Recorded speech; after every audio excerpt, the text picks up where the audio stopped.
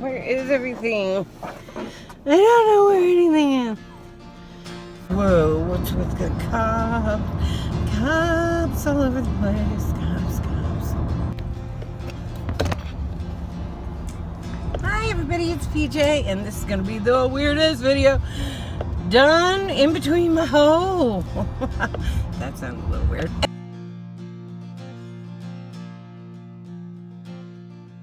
Anyway, how are you? I'm sorry that I haven't put up more videos, but my life is what is it? It's a whirlwind. Oh, this thing makes my neck look even worse, but oh well. The crazy thing is that I found one I really like. I really like this house. And I can see myself in it, but at the same time, every time I talk about it to anybody, it gets more expensive. So it's already more than what I have to pay anywhere else, which just totally sucks. So I'm like the mortgage is going to be more, and I'm okay with that. Like, if they keep it under a certain thing, I can handle it. But that would mean like they would have to accept my offer, which is going to be lower than what they're asking for, because it needs certain things to get done, and I'm willing to do that myself because I can put that on a loan. And then, like, I can do the work on a loan, and then I can just have the mortgage, because you can't be a loan for, like, you can't get a loan to help you with closing. And every time I talk to them, closing is more and more and more and more. And I'm like, well, maybe I shouldn't buy this house. But it's the only one that I've really found that I, like, feel like is right. Do you know what I mean? It feels like I can see myself there. And I've seen other ones that were less expensive, that are similar, but for one reason or another, I can't really see myself there. So, I don't know, guys. I don't know. I'm so confused. And I always tell people, if you don't know what to do, don't do anything. And that's where I am on this. I'm like, well, just don't do anything then. Just wait, because it'll come clear to you. And it will. I know it will. It'll come clear, like, what I'm supposed to do. Don't push for anything. See where it leads. Don't create the path so much as, like, watch the path in front of you and see where it goes. I know that. That is my... Look at how dirty my car is. That is my answer to other people's problems. And yet, in my own, I almost want to push my will. And then I'm like, am I going to get myself in a situation? I don't want to do that either. So I'm just trying to be patient, which is, I really want to be able to move by the summer. It's just all a quandary. And then somebody will say something, I'm like, maybe I shouldn't move at all. Maybe I should just put all this money into my house and make my house like a palace. But even if my house is a palace, it's still an hour away from work every day, which I totally can't do anymore. I cannot do this drive every day. It's driving me crazy.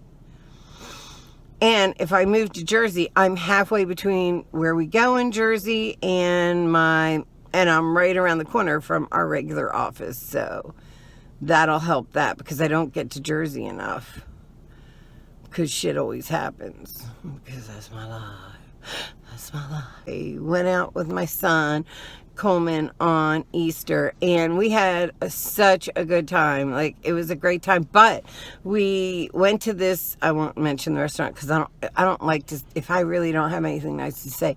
But the other side to it was the food was supposed to be amazing, and it totally wasn't. So I was like, oh, well. So anyway, yeah, I just want to get there already.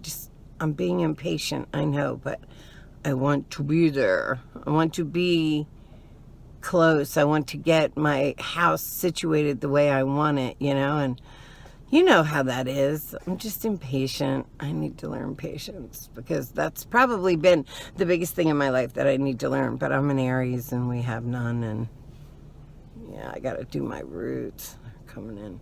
All right, guys, I'll talk to you later. Bye. So I was thinking, back where you were, and you're just gonna have to deal with my fat chin, because I have to deal with my fat chin. And I was like, okay, I wrote a book. Yeah, I wrote a book. Didn't do much, but I wrote a book. a long time ago. Anyway, so I was thinking about modernizing it, like, because it's not it's like still with flip phones because it was a long time ago. But anyway, so I was thinking, would you like to hear it? Do you want me to read you a chapter a day or something?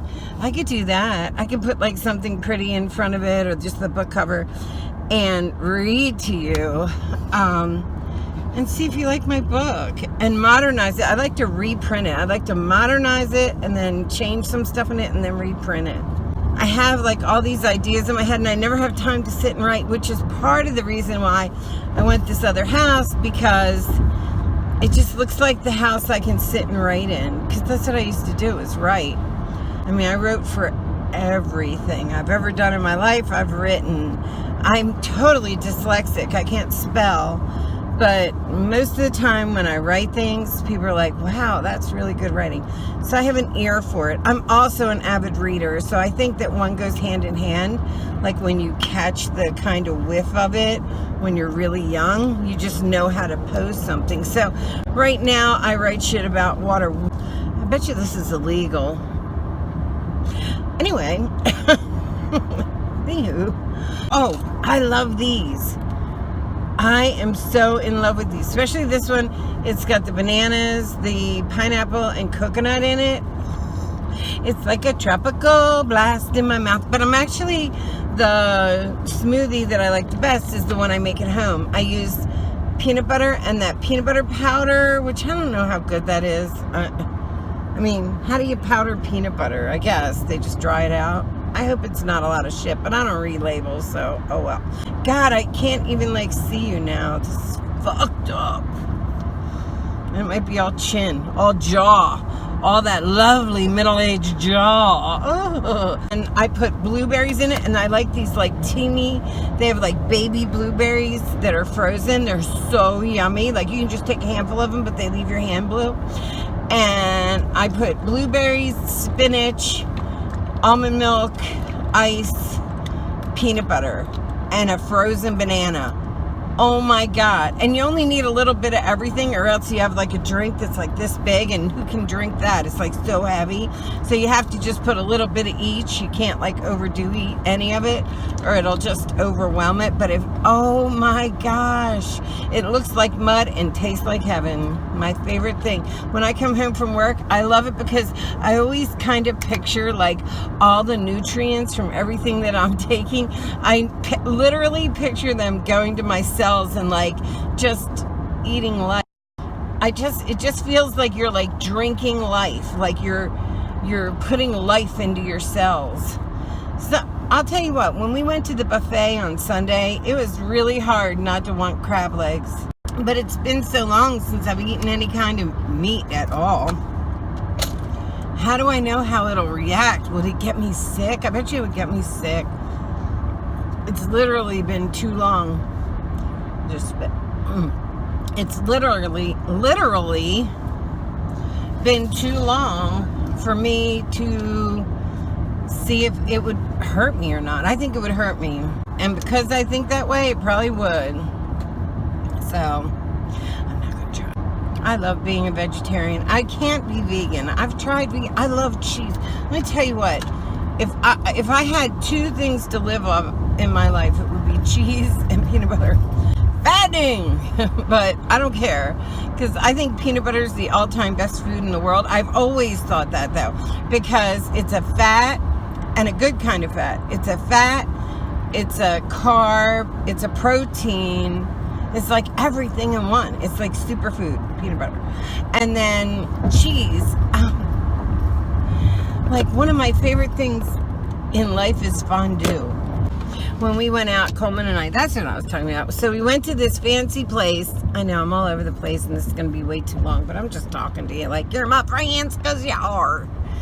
Anyway, we went to this fancy place for Easter. It's like a golf course place, and they had this huge buffet, amazing looking buffet. And, okay, so when it came, they're like, oh, we have the best desserts, and Yelp and everybody said they did. And then when it came to it, it was like the same desserts you get at a Chinese buffet. You know what I mean? Those little cakes with a little bit of icing on them. Like, what are they talking about? And Coleman went to get like shrimp and clams, and they were using frozen clams out of a bag because they dumped them in the thing right in front of him. And we're like, we could have gotten them at Food Lion. So it was okay.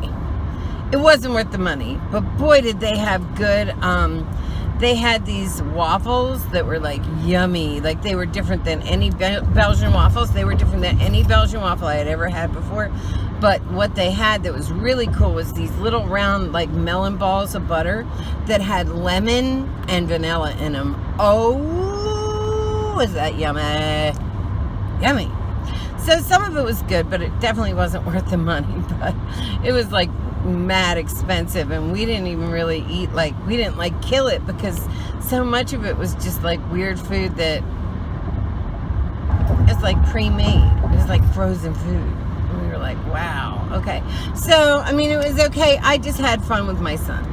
And the pollen was so thick on like the top of my car and on his car that you could like write in it. And that's how I felt the whole time. Like my throat was being coated. My eyeballs were being coated. I'm like really allergic to things. Like, I know, as much as I love to garden and all that stuff, like if I even touch poison ivy, it's like I'm in the hospital. I swear to God.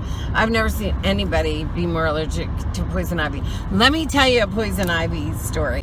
So we had Hank Williams Jr. tickets, and me and my girlfriend, we were like so into, oh yeah, this is so cool. It was like right when that song came out, Devil in the House and the Rising Sun. So we were going to see Hank Williams Jr. Anyway, so Becky and I had gotten these little outfits that were kind of like country looking, not completely, but kind of. And we were just so happy. And 2 days before, I was trying to expand a part of my garden. And there was all these vines on the ground, no leaves. So I really didn't know what they were. So I had used the shovel and like broke them up. And then I carried them like this, like and I tossed them into, we had a huge creek. And I tossed them into the creek, and I just went about doing my gardening. And I started not feeling good. I didn't know what was wrong. I was just like headachy and woozy. So I came in from the sun, just assumed it was the sun, and the kids were all in the bedrooms playing. And I sat in a chair and instantly fell asleep, like boom, out. And the next thing I heard was like my kids going, "Mommy, Mommy, Mommy." And I was like, what is going on? I was like coming out of a fog. And I realized I couldn't open my eyes. Could not open my eyes. I was like, couldn't do it. So I was like, fuck. So I like break the seal of crust in my eyes. And like literally, I've only been asleep a couple hours, and my entire face is so swollen. My lips, oh my God. Both hands were like that. Blisters everywhere, in my tongue, everywhere. It was horrible. And we have to leave in 2 days. Like, Wolf's away, and I have 2 days to get to this concert where I'm meeting Wolf. He's driving up and meeting us in Philly at this concert. And so I get up and I'm like, oh my God, what did I touch? And I go into the bathroom and I'm like, oh my God, this is bad. This must have been sumac or oak or something really bad, right? So I'm like, fuck. So I get up, so I'm like, okay, so I jump in the shower and try to wash it off. You have to use the soap that takes the oil off when you're that allergic. That's what I do. I use like and the one thing we had, and I can't remember the name of it, but it's under the sink all the time, and it was like this scrub, like when Wolf would be working on the truck or something, it got like the oil off his hands. So I used that over my whole face and body and everywhere that was swollen. And I got out of the shower, and I literally am starting not to be able to see. It was on my eyeballs, blisters on my eyeballs, like everything blistered up. So I call the doctor, and I'm like, I need to get in there now. There's something really going on. So he knew that I was really allergic, because there was other times where I'd go, I mean, my skin split in my hand and stuff. I was really allergic. So I get to his office. He's like, oh my God, my eyes is swollen up so badly that it broke all the blood vessels on both sides and in my eyes. So now my eyes are bloody red. underneath is black and blue, turning colors. So he gives me a shot of adrenaline, a shot of something else, some sort of and then anti-inflammatories, and puts me on prednisone. Oh, a shot of steroids, a shot of adrenaline, and a shot of, I think, Benadryl or something like Benadryl, right? And he gives me 3 shots, and then he gives me all this stuff to go get filled. So I go fill it all. I can't even see to drive home. It was like I was holding it with my eyes. They were so swollen. I put ice packs on them.